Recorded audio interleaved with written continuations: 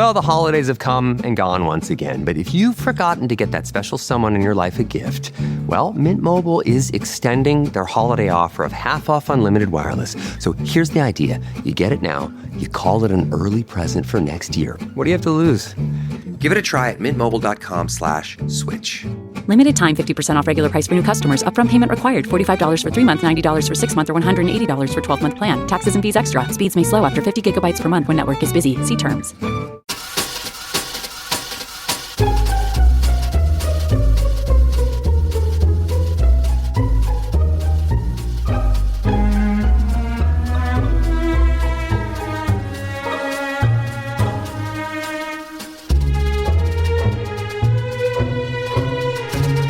Welcome to the Going to Killing City podcast, a historical look at murder in Kansas City. Here are your hosts, Jamie Green and Alex Greenwood. All right, you ready? I'm ready. Let's go, man. All right, brother. We're calling this Going to Killing City podcast. Okay, I like it. And we're going to do a little self-introduction. So you and I are not podcast virgins, either one of us. We've done a lot. So I host the fabulous Trading Fours podcast, which is the music interview podcast. We have strangely parallel lives. That's why we call each other our evil twins, but we can get into that a little bit later. So Alex, I'm going to make Alex in your left ear, people. So when we do this, I edit this. So Alex will be in your left ear, and I'll be in the right one. So Alex, tell people about your podcast and your day job and all the cool stuff you do. So what you're saying, Jamie, is if you're right-brained, I'm going to be really cutting it. Well, I'm Alex Greenwood, and I've done podcasting for well over 15 years off and on, and past 6-7 years I've been host and producer of Mysterious Goings On, which is a podcast about creativity, specifically writing. We interview best-selling writers all the way down to people just starting out and everybody in between. And had Jamie on the show once, and it's a killer show. People still downloading that one. It's a good one. So anyway, I've done that, and I'm a writer and a PR guy by trade, and I've lived in Kansas City since 2005. Okay. God, that's like 18 years now. Yeah, man. Times. It's stupid. So this is fun. So we had talked about doing this. So I'm going to tell people. So I've been here since 94. And for people who are not from Kansas City, we are known, I think, from the outside about barbecue and jazz and fountains. And clearly, I know you're a huge Chiefs fan, so about the Chiefs lately because they've done so well. But we kill a lot of people in this town, Alex. Like a ridiculous amount of people in this town. And so one of the things we thought about was when we do this podcast, it's like, well, we were going to make some ground rules about this because we're both fathers. So the first thing is you can't have any murders about kids. So we're not going to ever talk about a kid murder because that's just tragic and sad. There's no way you're going to make that interesting. It's just tragic. So that was the first rule. Not going to touch that. So folks, don't even think down the road. If you're squeamish about that, we are too. It's not something murder. Murder in itself is not something to make fun of necessarily, but man, there's some weird stuff, and that's really what we're going to get at. I think is the murder anchors just the weirdness that goes with it. Is that fair? Yeah. It's not going to be a drive-by shooting that every city sadly has happened way too often. It's going to be a story. There's going to be a story behind it and a strange twist to it. Is what I was thinking about. Yeah. So that's the first rule. So we kind of went over that. So let's talk a little bit about, we talked about how it has to be odd and strange. And here's the caveat. Yeah. Because I know, like you said, we both have had podcasts a long time, and so we both know this. We are not historians.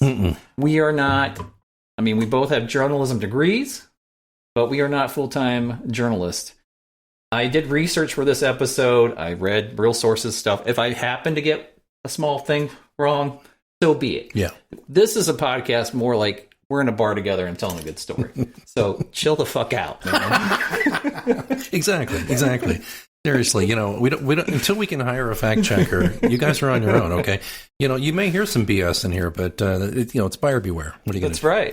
If you want that, there's a bazillion podcasts that will bore you and put you to sleep with every factoid you never cared about. But that's not that. This is supposed to be, we're supposed to have fun. So. You know what, Jamie? Can I just say, because this is our inaugural here too. Are we going to list this as true crime? Because I don't know if we can compete with true crime. Speaking of long, drawn-out podcasts, this is really, but just a thought. Yeah, well, I think because every episode is going to be a different murder. Exactly. So that's part of the thing. So we're sitting right now in my home bar that I call the green room. The green room, I love it. Because I'm a musician, and so I have all my musical stuff down here, and it's all music themed. And I know your home bar. The Green Shebeen, actually. The Green Shebeen, because we both have green in our last name. And we're both of Celtic descent. Exactly. There you go. So that's the reason why. So this first episode, all I told Alex was because we're going to do a killer cocktail. It's part of it. Right. And we want you people at home to drink along with us so we seem less stupid while you listen to us, right? Right. Now, the one thing about this, though, that we'll hear about, I know, is that this is the way Jamie's twisted mind cooked this thing up, listeners. He's like, okay, Alex, here's what's going to happen. We're going to do this monthly, right? Yep. And what it's going to be is like every other month, we're going to go to like this month, the first one, you're going to go to the green room. Then the next month, I'm going to go to the Green Shebeen. And so whoever's hosting is the one who's also hosting the story, choosing the weirdness, the weird murder story. But he gives the other guy a couple of hints. Like he gave me a couple of hints, very vague. I mean, my gosh. Yeah, so in a way, it's good. He says, Alex, these are your hints. Run with it. For the cocktail recipe you bring, and I hope I don't let you down tonight. But it's is it just like a Boilermaker? Was that it? It's just half-assing it. It's pretty damn close. But I'll get fancy later. Well, you do live things on Instagram. Like you actually know how to make a drink. Like my favorite drink book in my my recipe book is the one that it's three cocktail. What is it? I can't even think what it's called. 3 ingredient cocktails. That's how lazy I am. Then you won't be mad at me tonight. No, I do occasional live stream. My alter ego Trader Al does. I started it during lockdown. I did the Tuesdays with Tiki Ted, and it was a video live stream of some dork in a Hawaiian shirt making drinks. And I'm a very amateur bartender, and I love cocktails. And I think that's what's great, besides the fact that my evil twin and I, we get along great. We love to talk to each other, and we like a lot of the same things and same music a lot of the time. And we both like a good drink. And he said, no, I got a great idea. And so by the way, I want to give all props. This is you, man. This is mostly you on this whole deal. So it's pretty great. Unless it's not successful, right? Then it's all you. Right. It's completely you. If it's not successful. All right, brother, what do you got for our killer cock? So what I told Alex was 1930s, 3 a.m. That was it. That's the hint. That's all I told him. Wasn't that helpful? All right, Alex, what do you got for me? I gave you the hint. 3 a.m., 1930s. What's our drink? Okay, I did some research, and this is, man, I just realized that drinks back then were very simple, 3-ingredient kind of drinks. And I found the Calvert Whiskey Company, and I found a drink, and I know it doesn't seem to make sense, but based on what you told me, it's called the Commodore, and it's the whiskey and the other bits and pieces, and maybe he was the Commodore of the Lake or something. There you go. So in the show notes, we have the absolute way to make this Commodore. If you want to hit pause, make the Commodore. We will be drinking for the rest of this episode. Yes, so you know. Yeah, we'll wait for you. Go ahead. So we'll enjoy this, and the good thing about this too, we could sip it because if it's really sweet, I think people tend to really gulp them. Yeah, well, we don't want that. Let me get back over here and get my headphones on here. We'll sip these up. All right. So again, in the show notes, the killer cocktail will be listed. The Commodore, which we will not do any more Commodore jokes. At least for half a drink, it's more. Unless we're on the night shift. All right, brother. Here you're ready. Oh my goodness. This episode is called A Friend to Everyone. Once again, this episode will be called A Friend to Everyone. When you say it like that, I feel like it's I'm Ed McMahon, and I'm supposed to say, like when he did Karnak. Yeah. And I should say A Friend to Everyone, and then he always looks at it. Blowing, yeah. Yes. Can you tell we're Gen Xers, people? We're Gen Xers. We remember Carson. We're that old, and we're proud of it. That's right. Nebraska's own. All right. So our murder happens. As you said, they all have to be in Kansas City. This murder happens in Kansas City, Missouri in July of 1934.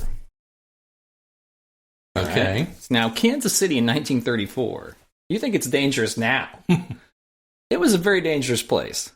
1934 started off with a bang, both figuratively and literally, with the Kansas City elections. City elections. Nobody even cares about city elections now. Can you even tell me who's running besides Quentin Lucas? No, exactly. No.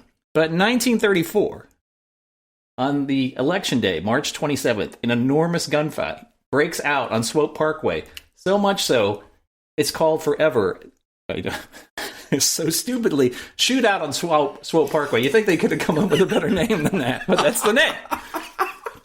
The shootout on Swope Parkway. Shootout on Swope Parkway. Got it. So that's where the zoo is for people who are outside of Kansas City. So election day that year, there was some hope for reform. Yeah. They're like, well, we're going to get a reform slate going. You see, Kansas City, you know this, and most Kansas Cities probably have an idea, but it was controlled by a political boss named Tom Pendergast. Now, Pendergast, he didn't really follow any rules, right? He did whatever he wanted. So this town was known for, it was called a wide open town. So whether it's prostitution, whether it's gambling, whether it's people, if you have children, take them out of the room. If it's a donkey show, you can get a donkey show in Kansas City in the 1930s. It was crazy.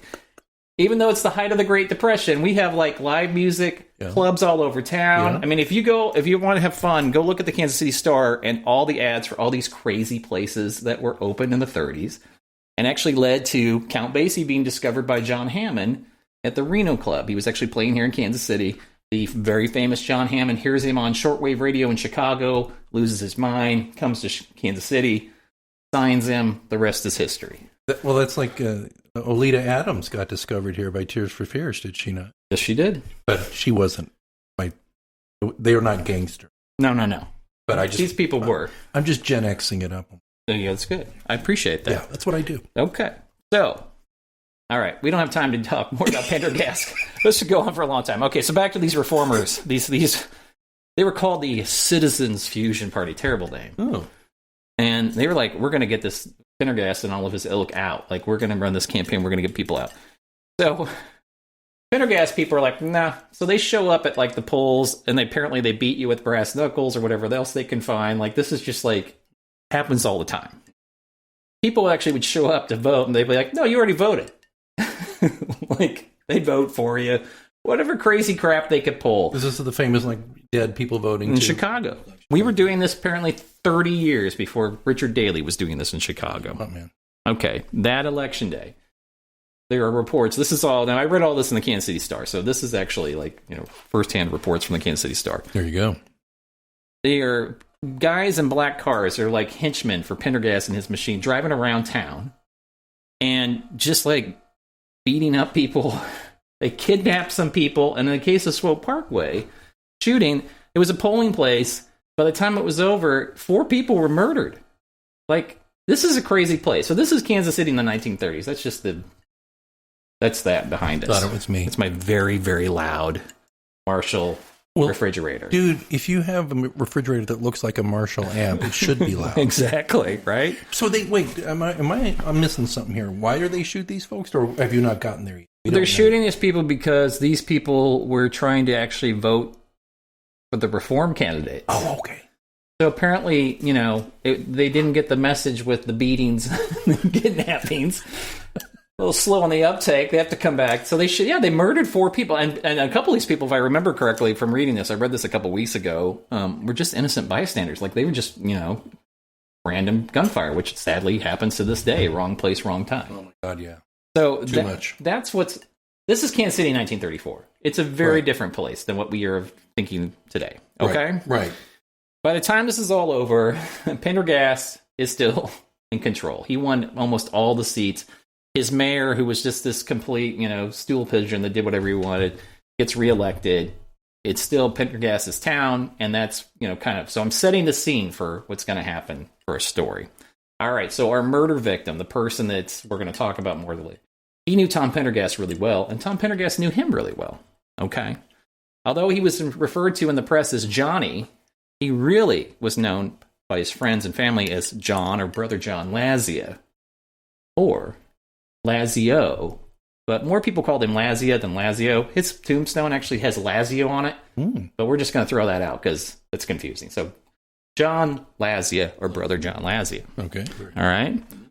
Born in New York in 1896 to Italian immigrants. He comes to Kansas City as a small child, grows up in Little Italy, that area where Columbus Park is, just east City Market, where you can still get food. Still technically Italian, Little Italy, but it's very, I think, Little Vietnam too. Yep. Yeah. But lots of good restaurants. The Garozzo's is there, the original. Went to Garozzo's there myself a couple of years ago. So this is the neighborhood that our murder victim grows up in.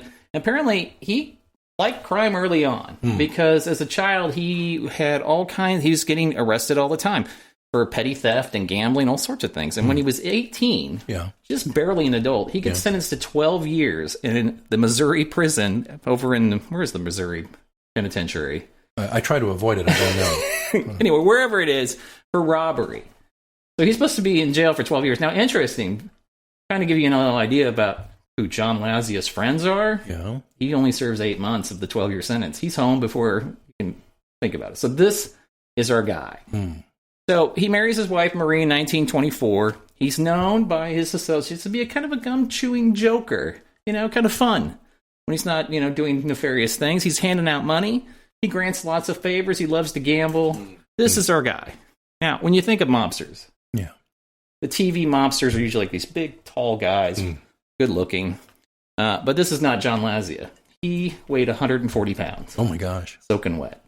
And he had eyesight so bad, he had these huge glasses to try to help with his glaucoma. The Coke bottles. Yeah. Okay. Gotcha. So that's what he looked like. Mm-hmm. All right. So Lazia has a vacation home out at beautiful Lake Lottawada, which is still here, by the way. It is indeed. Actually, one of my good friends lives out there, and he's got a really ritzy apartment in Midtown Kansas City. One of his key areas of emphasis to really hold power is the Kansas City Police Department. This is why we still have state control of the Kansas City Police Department. Yeah. So he had 70 people, 70, wow, that he got jobs in the Kansas City Police Department. And apparently most of them had records longer than the people they were arresting. Oh my gosh. In fact, the joke was, if you wanted to find out how to get a hold of John Lazia, you'd call the KCPD. Because they all knew it worked for him. I love it. I love it. So Pendergast, that we were talking about earlier, he had an uneasy alliance with John Lazia. Yeah. And this is why. Because Lazia got to start really in politics by overthrowing Pendergast associate, longtime Northside Ward Captain Mike Ross. Methods in using intimidation, beatings, usual fare. Right. And he did that in front of the polls. So he learned early, intimidation of polls good. So Ross had held that position for a year, but Lazia takes it over. And so Pendergast has an uneasy alliance with Lazia. Yeah. He lets him stay there. Okay. There's a lot more crazy shit about John Lazia, but we're not going to get to it all. There's a book called Tom's Town. There's all this great stuff you can read. So if you want to read more about John Lazia. But he was actually the Commodore of Lake Lottawada. He was the Commodore. There you go. Maybe he had a hat. See, I brought it around. Circle of life. We are back. Which I made. All right. So some of the other crazy crap, though. There was a kidnapping of a very famous dressmaker in Kansas City, Nell Donnelly. Yeah. Nell Hills? No. Yeah. Was that her? Yeah, I think so. So she was kidnapped. They couldn't figure it out. They called John Lazia because, of course, he knows all the bad people in town. He gets a release really quickly. Yeah. That's just one of the crazy stories. He does the exact same thing the next year when then city manager Henry McElroy's daughter was kidnapped. They called John Lazia. John Lazia knows who to call. Gets him released within 2 days. So this guy's really a made guy. Yeah. So, okay. Here's the one thing that most people are going to know. The Kansas City Massacre that happened out in front of Union Station. When there was Jelly Nash was the guy. Frank Jelly Nash was to be released. Huge gunfight. A bunch of federal officers are killed, and Jelly Nash guy is. This happens the year before a murder, June 17, 1933. Lazia tries really hard to thwart the investigation. He doesn't want any of these people caught. But there's so much outrage by a very young J. Edgar Hoover because federal agents were murdered. He's unsuccessful. Right. But he told all the police people not to help the feds at all. So, getting closer to our story. And this is another crazy thing. In August of 1933, 4 Lazia gunmen murdered a guy named Ferris Anthon, who had been trying to muscle in on Lazia's operation. Okay, now you're going to have to stick with me a little bit. I'm with you. All right. So Anthon lived in these apartments called Cavalier, not Commodore, sorry, Alex. Cavalier Apartments. Those apartments were at the corner of Armour Boulevard and Forest Avenue. Okay. All right. And those same apartments, at the very same time, the FBI were using it as a safe house to keep Agent Joe Lackey safe. See, Lackey, who was wounded but not killed in that Union Station massacre, was there because they were trying to keep him safe until it was time for him to testify. Sure, gotcha. Lackey, upon hearing the shots outside, he thinks this is a warning to him to keep his mouth shut. But just this weird coincidence. Oh, wow. All right, so here's another strange coincidence that day. Jackson County Sheriff Thomas Bash was driving in the area when the assassination of Anthon happened. He was coming home from an ice cream social with his deputy and Mrs. Bash and their 14-year-old neighbor girls in tow. I don't know why the 14-year-old girl neighbor's tow, but shit. So Sheriff Bash hears the shots, slams on his brakes, grabs his gun. He and his deputy start firing at Lazia's henchmen. I don't know why I'm making the firing thing because it's a podcast, but I am doing the trigger. He is doing that, folks. Two of the henchmen, a guy named Sam Scola and Gus Vasconi, were killed instantly. Oh, my. Then the third Lazia gunman, a guy named Charlie Gorgata, jumps out of the getaway car and shoots at Bash, but apparently it's the worst shot on the planet. Empties his entire gun at Bash. Doesn't hit him once. Gorgata's nickname is Mad Dog. He could have been Mad Dog. We didn't know. Well, now I have 20/20 hindsight. Right? He's arrested. Fourth guy gets away. So this is the world of Kansas City 1930s. It was fucking nuts, man. Yeah, it's crazy. It's so crazy story. All right. Further on, one of Lazia's top lieutenants gets pissed off and decides to retaliate. This guy, who is fabulously known as Jimmy Needles, Le Capra, is a bomb expert. Who isn't a bomb expert? Right? All right. So when two of Needles, I'm going to do the quotes with my hands, disappear, as he assumes Lazia is the person behind it. So he decides just to toss a bomb, as you do, at Lazia's North Democratic headquarters. Wow. The bomb destroys the entire front of this building. Okay, this is all within the 12 months of the story. This shit's happening, like, it's crazy all the time. All right? So we're back, now we're into 1934. In February, Lazia is convicted of tax evasion and sentenced to a year in prison, but he's appealing it. So this is John Lazia's life in 1934. It's crazy, it's chaotic, and it's incredibly violent. All right. Now, depending on your sources, Lazia was either visiting the nightclubs he controlled the night he was killed, or he was coming back from beautiful Lake Lotawana. I'm going to say Lake Lotawana. All right, I have to have another drink. Thank you, Commodore. That's good that you're doing that. There's a good drink, though. Well, you know, it grows on you a little bit. I got parched from all that talking. Yeah, well, you should. It's a lot. It's a big story. It is a big story. And you got a lot of consonants and vowels going on here. You know, you got that Domo Arigato, Mr. Gargantua guy who's shooting the place. Come on now.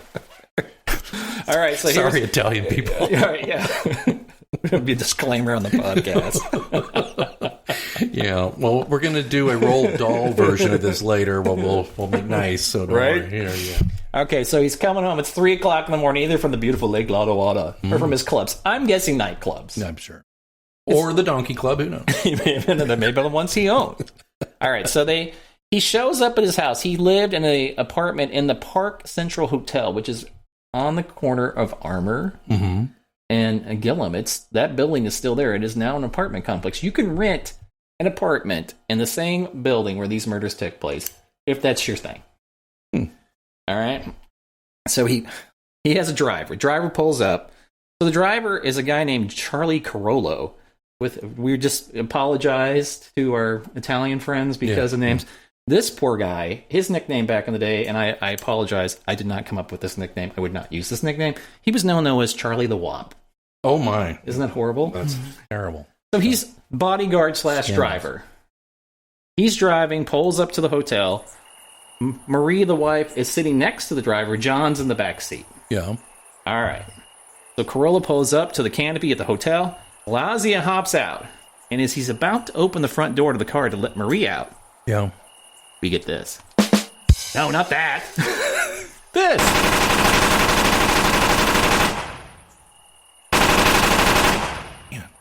Oh, they're not gone. Oh. No, they didn't kill him with a rim shot. That's me hitting the wrong button. Well, a lot of people have died on stage after a rim shot, so don't worry about it.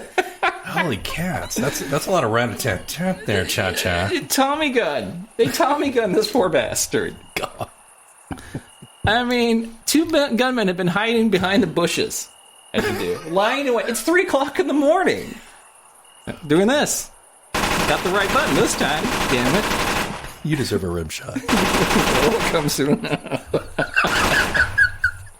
Supposedly, though, I love these, like, when you read the newspaper accounts, because you're like, there's no way this happened. We're supposed to believe, as he's being shot 8 times. Okay, he was shot 8 times. He yells, I'm shot. Yeah. Get Marie out of here. Step on it, Charlie. Does anybody really think he said all that? I think he said, maybe I'm shot, or ow, or holy shit. I don't think what do you think? Well, I think, honestly, the last words of President Kennedy were allegedly, I'm shot. Yeah. Well, the thing with Lazia is one of his injuries was a broken jaw. Oh, never mind. So and Kennedy was shot in the throat, so there you go, right? So okay. So this is the most incredulous thing of the part, and why I chose the title of today's episode. Even though he's gone through 3 blood transfusions and is in critical condition with multiple bullet wounds, including that broken jaw, he supposedly says to his doctor, quote, I don't know why they did it. I'm a friend to everybody. I don't know why they did this to me. If anything happens, notify Tom Pendergast, my best friend, and tell him that I love him. Oh my God, that's classic. Right? That is. How come I've never heard this? This is great. Yeah. That's right. He's supposedly monologuing with, being shot 8 times and have a broken jaw. Okay, here's the crazy thing, and we'll go through this. I have some of the stories from the Star that next day, so you can look through some of those. Things. So, all right, the guy's known to be a known mob person. I mean, it's pretty evident. But if you look at the Star, so Alex is looking at these things. So one of these things is like, it just pretty much talks about how he got the power and like, things. So if you want to read that part. Yeah, Lazia, a strong leader. Control of North Side was taken away from Mike Ross. Quote, cracked heads and kidnappings at a Bond election mark the revolution that put the young Italian in power. I almost said young Italian stallion, but I didn't. Yeah. This is crazy. He was quick to seize on these opportunities, and he was an opportunist. This is... this says it all, doesn't it? Yeah. We're going to get to this other thing here, too. This is crazy. Okay. But, yeah. So, that's a cool thing. You actually can go down to the Kansas City Library. They have scanned in all the old things. That's back when the newspaper was huge. So there's like 8 or 9 stories on it. There's actually... microfiche or something? Yeah, microfiche, but now it's all digital. But that's what they did originally.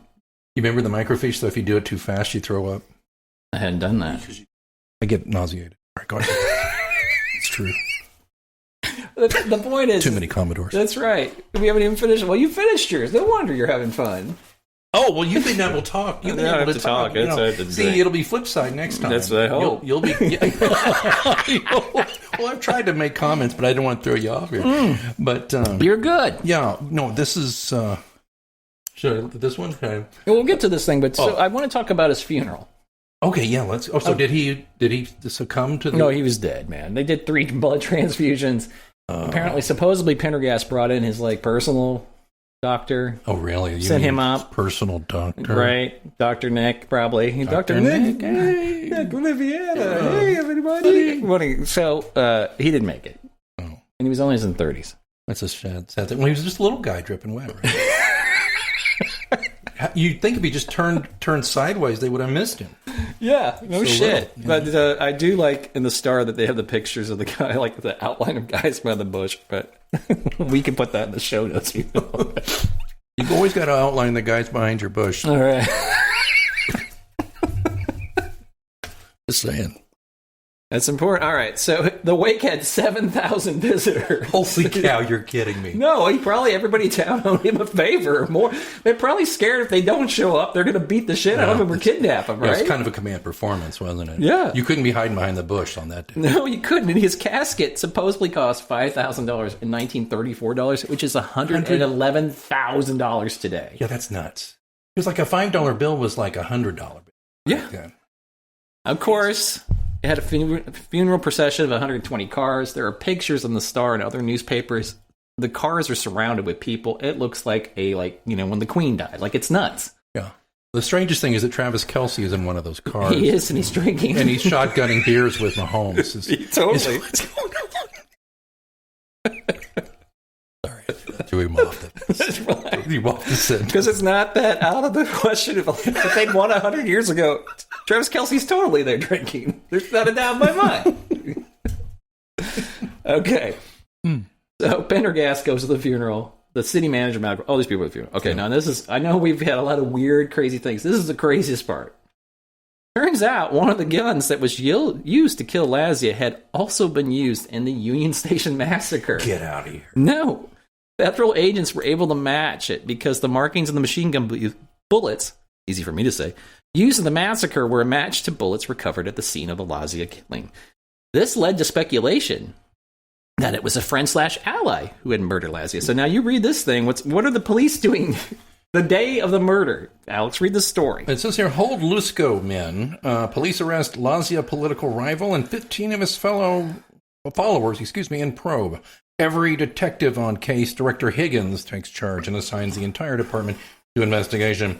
Police department is shaken, as many of the men owe their jobs to Lazia. Big letters here. I love the way that, it's a former newspaper guy that used to do all these headings. Maybe outside gang. Lazia had guarded his field here jealously against inroads by others. Quickly after the gang shooting of John Lazia at the entrance of the Park Central Hotel early today, Joe Lusco, a Northside political rival of Lazia, and 15 of his retainers were in jail. They still were held this afternoon for investigation, and each was going through a grilling. Otto P. Higgins, Director of Police, personally was in charge of the investigation. Thomas J. Higgins, Chief of Detectives, no relation, they don't say no relation, had put every available detective on the case. The police department was jarred from top to bottom, chiefly because many of its members felt they owed their jobs to Lazia. Yeah, about 70 of them. Okay. Holy cats. That's the day of the murder. Like, this is, so 3 a.m. is when the murder happens. This is the evening edition of the same actual day of the Kansas City Star. So the evening edition would have come out, 4 o'clock? Yeah. Barely 12 hours later. Yeah, my wheels are turning. Yeah. All right. So who killed him, right? That's the question. Well, could be a lot of people. Well, there's a lot of reasons why, right? A lot of motives out there. Absolutely. So now Lazia's associates, they pinned it on needles. Did you get that? They pinned it on needles. I can't believe they did that. Seriously. So needles stuck with this guy. I know you are. Put a pin in that. Le Capra Needles survives several assassination attempts. Yeah. But in the end, he's killed. Upstate New York, 1935, the year later, August 1935, 2 shots to the back of his head. Ooh. Remember Charlie Gargata, the guy that couldn't shoot? Delmoro Gatto? Yeah, the guy that I'm not using that name again because it's terrible. There you go. The shitty shot. Okay, he gets off the Ferris Anthon murder. Shockingly, the jury was reportedly bribed. I know you could find that hard to believe. Oh, yeah. Even though it's the sheriff who saw him pull the trigger, he gets off. All right. But eventually his luck runs out as well. Oh, yeah? He's assassinated on April 6, 1950 at the Democratic... Yeah, these are long, 16 years later. At the Democratic Club in Kansas City. He was found dead with another man. Each had 4 bullet holes into their head. Gargata was found dead underneath the picture of then President Harry S. Truman, who also has a very interesting thing with the Pendergast family. Right? Those murders also were never solved. But the rumor was Gargata got, Gargot. Can I say that? I just did. Should all acquaintance be Gargot? Exactly. Testifying before a federal grand jury. So he apparently was talking, and that was the end of Gargata. All right. So Lazia is buried here in Kansas City next to his parents with the name Lazio on his tombstone. And his name can still be found in Kansas City, trying to cash in on the infamy of the name. The Crossroads Hotel, which is a pretty shishy hotel down in the Crossroads district, indeed, has a restaurant named Lazia. Is that what that is? Yes. Holy cats, I didn't know that. You learn a lot listening to podcasts. Don't you, though? You really do. Their website very benignly states, quote, named for another Crossroads OG and his pal Tom Pendergast, Johnny Lazia, our dinner-only restaurant spins a fresh take on nostalgic Italian style. It's the Disneyfication of everything, Would you like a hot app with that, sir? I think I got lead poisoning at that restaurant. Some lead poisoning. All right, last thing. As I said earlier, the Park Central Hotel is now the Park Central Apartments. Yeah. Where you can rent an apartment anywhere from $835 to $1,950 a month, Alex. So you can live there. That's not too bad. If I ever get booted out, that might be where I go. So okay. Now, one thing we're not necessarily about the show is the whole ghost thing. But my gosh, there used to be a ghost tour of this town, right? Mm-hmm. And it really did focus on a lot of this stuff. I've never done it, but I heard it was a lot of gangster. Oh, it's all gangster. Is it all gangster? Have you done it? Do you know? I have not done it, but I know a lot of people who have done it. But you can go. The bullet holes are still outside of Union Station. You can go see those. They are. This town was crazy mobbed up back in the 1930s and 40s. Yeah. Well, actually, though. Later too. Kansas City Mafia was nothing to sneeze at all the way up until the turn of the century. You're actually right. I forgot about where they back when the River Market was the River K, and they blew up a building there, and some guy. Well, we'll talk about maybe some of these later. I don't want to be any spoilers. We should save some of this stuff, right? Because there's only a million crazy deaths here, but man, listen, listen, I learned a lot. I did not know hardly any of this stuff. As you could tell, I've only lived here 15 years, but I knew a little bit around the edges, but I did not know all this. And it's the point too that you're making about Kansas City is it's a big small town, kind of like you hail from a big small town, in Nebraska, and Oklahoma City is, I guess, where I'm from, could arguably be a small town, but it was big enough for a lot of money to flow through, but small enough for everybody to know everybody, and you did not cross certain people. No. It's been illustrated here. No, you don't. You can't. And they used to say, or they say that saying, you could never have enough friends, but that apparently is not true. No. Well, it makes you think. I'm always like, somebody obviously who knew him closely killed him. Yeah. And so you're like, did Pendergast just wait a while? Did he wait like 5 or 6 years until it was like, could do it? Was it him? That was one of the things that he had been, as we talked about, he was convicted of tax evasion. Mm-hmm. It was being appealed. Was that too much heat on him? Too much federal stuff? Did they get rid of him then? Was it? Did he put the arm on Tom and say, look, if you don't help me out here on this deal, I'm going to sing? I don't know. You never know. And we'll never know. When did Tom, I don't even remember. What year did Tom was dead by? He was late 40s. Yeah. But they got him finally for tax evasion, and then he died. So he was in prison, and then he got out. He got caponed, right? He did. And very strangely, even though he was then the vice president of the United States, and everybody said, do not do this. And he went to the... Harry Truman, Vice President Harry Truman actually went to Tom Pendergast's funeral. And you want to talk about a funeral with a lot of people. Yeah. A lot more than even... Well, Harry said, I owe my whole... early political career to Tom, it's fascinating. If you haven't been to the Truman Library, by the way, you ought to check that out. I don't remember exactly how much they've got about his relationship with Tom, but they don't pull many punches at these presidential libraries, believe it or not. And it's fascinating. Of course, if you haven't read McCullough's book, just watch the movie that Gary Sinise played Truman in. That'll give you all the highlights. It's pretty great. Yeah. So this is Kansas City almost 100 years ago, which is fascinating. Look, it was so crazy. I actually, I'm going to plug my podcast. I want Alex to plug his too. Mm-hmm. I actually did a whole episode about Count Basie playing in the Reno Club and being discovered by John Hammond, and how this town, the reason why so much great music, not just Charlie Parker and Mary Lou Williams and just a bunch of people came out of here, is because musicians flocked here because it was the height of the Depression, but there was live music everywhere because this town was wide open. Right. And they could get jobs. So, yeah. Well, there was a reason why they were going to Killing City, and they had a killer time. Did you have fun, Alex? I had a great time. My gosh. What's better than chatting with your evil twin about murders in Kansas City? We should call them historical murders again. Again, we're not talking about the bad flavor of the week, but and having a nice cocktail. But that's fascinating. I wonder if you're ready for next time. I am ready for next. What's my hint? Okay, and you can cut this out if you need to. I've narrowed it down to 2. All right. But one of them takes place around the same time as this one, and one of them doesn't. Okay. So, do you want to mix it up and not stick around in the 30s, or do you care? I don't care. Just what's the better story? That's what I care about. Which is the one? That's they're both pretty good. They're both okay. Then do the newer one. Then we can come back to the other one. All right.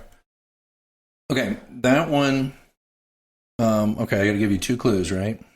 I give you 2 clues about here.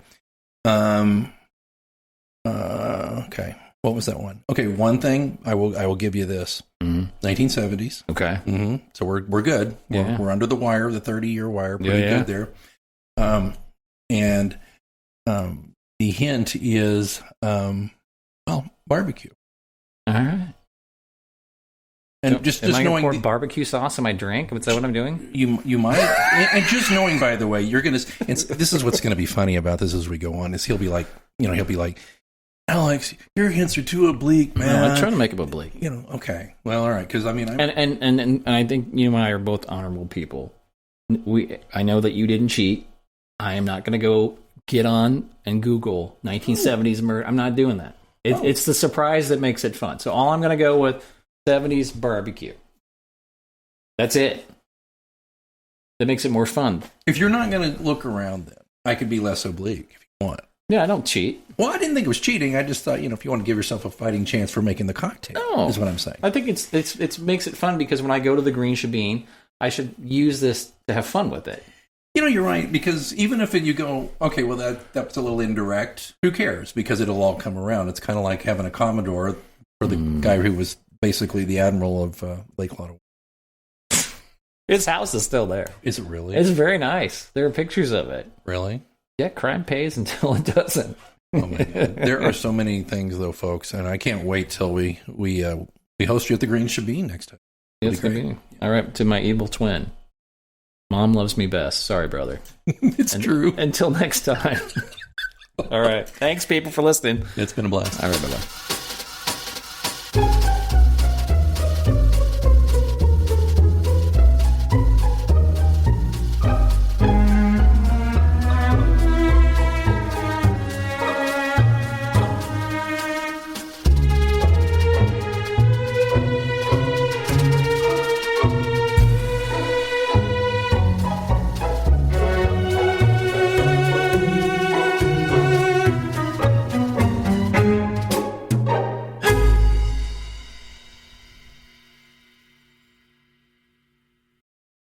If you're an experienced pet owner, you already know that having a pet is 25% belly rubs, 25% yelling, drop it, and 50% groaning at the bill from every pet visit. Which is why Lemonade Pet Insurance is tailor-made for your pet and can save you up to 90% on vet bills. It can help cover checkups, emergencies, diagnostics, basically all the stuff that makes your bank account get nervous. Claims are filed super easily through the Lemonade app and half get settled instantly. Get a quote at lemonade.com/pet and they'll help cover the vet bill for whatever your pet swallowed after you yelled, drop it.